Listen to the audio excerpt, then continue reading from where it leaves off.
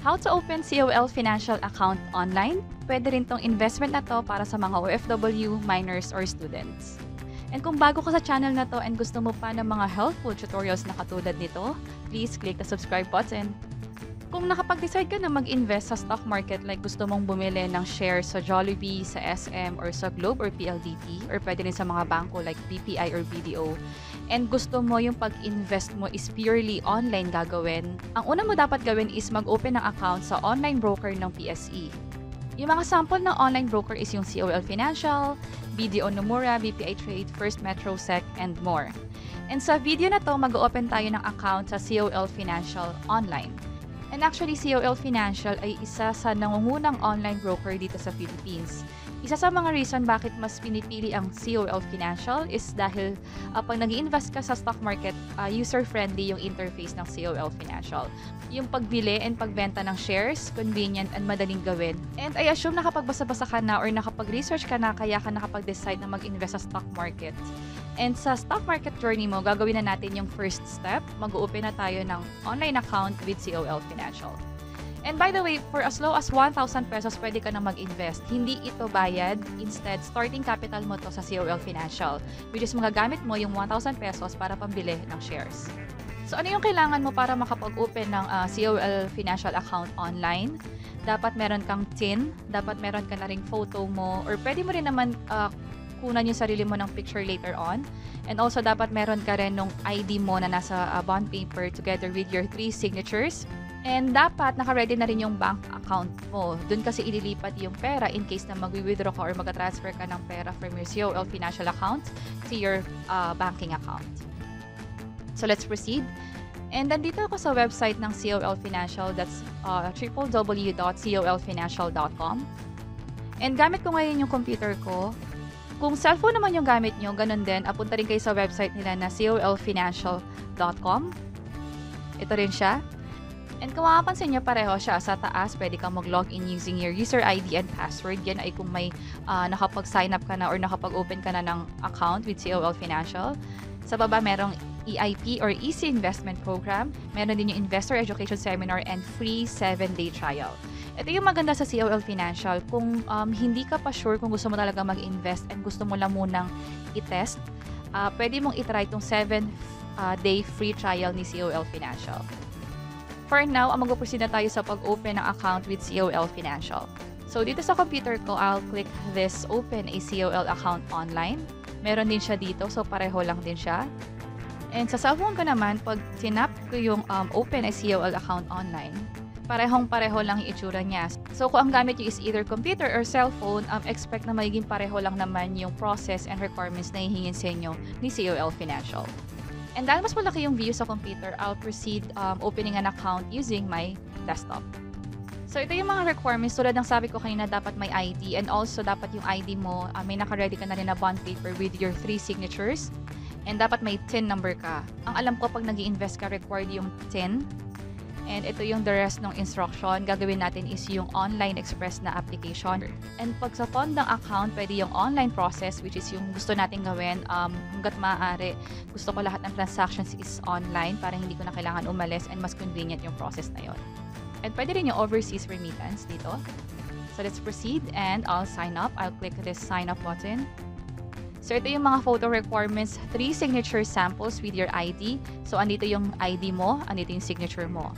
Selfie with your ID. So, dapat meron ka na ring selfie na kasama yung ID mo dun sa photo. And for employed and self-employed, kailangan yung SSS, GSIS, or CRN. Kasama na rin yung TIN number mo. And also for minors, kailangan naman ng birth certificate. So, I'll click this Get Started. And scroll down ko to. Medyo mahaba-haba itong Online Securities Trading Agreement. Mas maganda na basahin nyo to. Sa akin, I'll go ahead and click Agree para mas mabilis na rin tayo. And for step 1, provide identification. So, kumpletuhin ko lang yung details dito. Mahalaga na yung email address mo and yung phone number mo is active kasi dito magpapadala ng OTP or ng mga verification code si COL Financial. And I'll check this, I'm not a robot, and click Next. And nag-send ng verification link sa email address ko. So, I'll open my email account. And ito na yung email from COL Financial. So, I'll click this. Ito nga, sign up at colfinancial.com. So, legit naman yung email address. So, I'll click this verify email.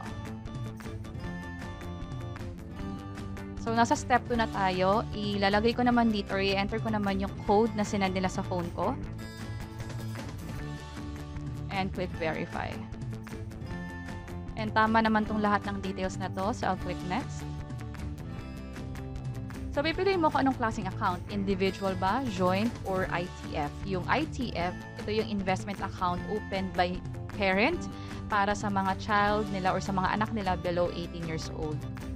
Pwede rin naman yung joint account. Sa akin, ang pipiliin ko is yung individual. So, I'll select this. And click itong next button. And kumpletin ko lang yung the rest ng details dito like yung civil status, birth date, and country information.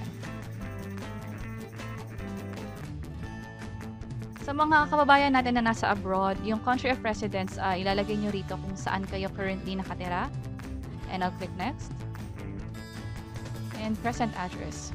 And for here, ilalagay ko naman yung mailing or yung current na address ko. And yung present address ko is the same as my permanent address. So, I'll toggle this on. So, na-copy na yung address ko dito. And I'll click next. And for employment status, ang ilalagay ko dito is employed. So, sa inyo, pwedeng iba yung piliin nyo. Depende sa status nyo ngayon. Pwedeng self-employed, retired student, unemployed, or homemaker, kasambahay, and OFW. So, pwede itong mga to dito sa COL Financial. So, kahit sino, pwede mag-open ng account sa COL Financial and pwede mag-start mag-invest online sa stock market. And kumpletehin ko lang yung the rest ng details like yung job title ko or yung position and then the rest of information dito about the business or the company. And for ID type, SSS yung sa akin. And I'll click next. And dito, additional information. So, may mga questions dito na kailangan i-double check ni COL Financial kung applicable ba sa inyo itong mga ganitong officer ka ba sa PSE listed company? No. Director or officer ka ba or employee sa broker or dealer? No. Shareholder ka ba? No. Ng broker or dealer? Have you employed local or foreign government agency or international organization? No. Also no. How did you find COL Financial? So, social media. And scroll down ko lang. And dito sa akin for question number 7, yes, naka-attend na ako sa isang mga seminar ni COL. And are you a US person? No. Kung yes ang sagot mo rito, kailangan mo itong i-check tong FATCA disclosures. And also, itong mga question na to, normally kapag mag-open ka talaga ng investment account, may encounter ka talagang ganitong question. I think ginagawa to para ma-check ni COL Financial kung meron bang conflict of interest kung mag-open ka ng account sa COL Financial. Kung mapapansin nyo kung related ka ba or isa ka ba or may position ka na katulad nito na director ka, officer or employee ka sa isang broker. Most likely pag ganun kasi is malaki yung chance na magkaroon ka ng insider information sa trading sa stock market. And I think, ito lang yung palagay ko na iniiwasan mangyari ni COL Financial yung mga ganito. Check lang nila and ini-ensure lang nila na magkakaroon ng fair trading when it comes to investing sa stock market through their platform, which is COL Financial. So, proceed tayo and click next.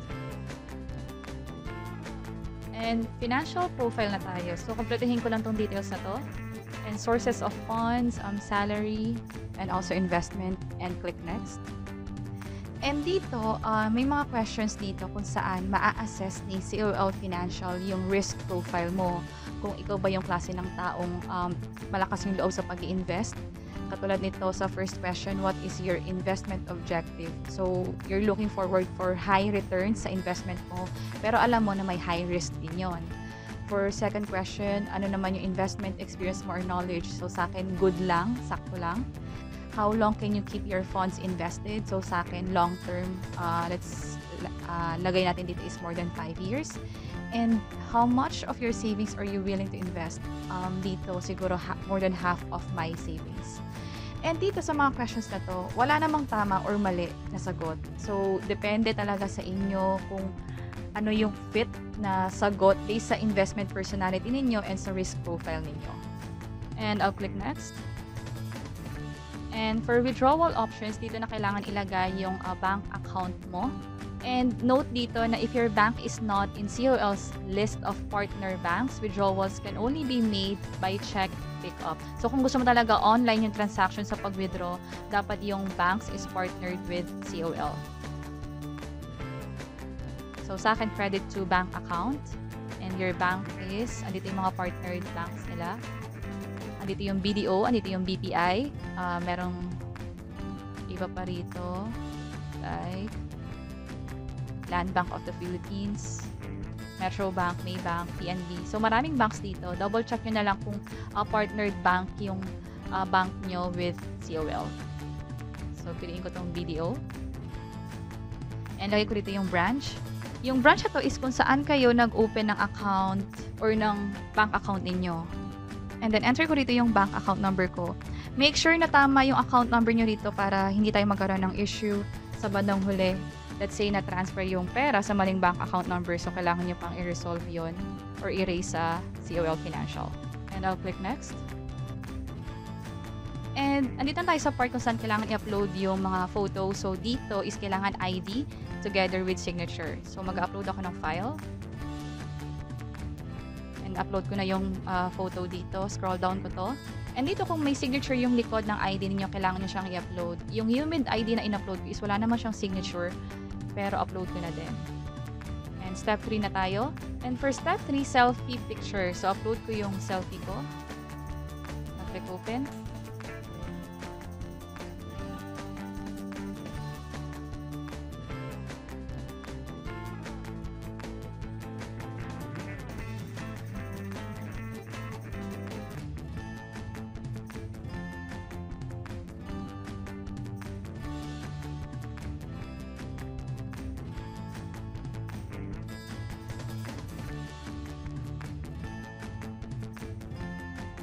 In-stop ko yung pag-apply sa COL Financial kanina gamit yung computer and nag-proceed ako ngayon gamit naman yung cellphone ko.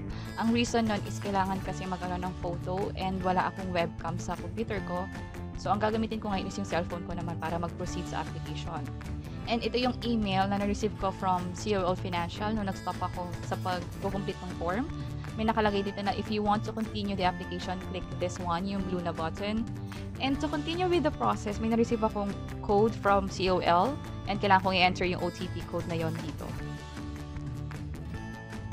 And click verify.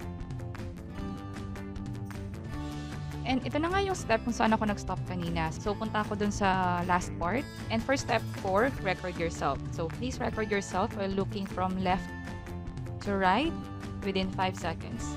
So, I'll complete this step 4.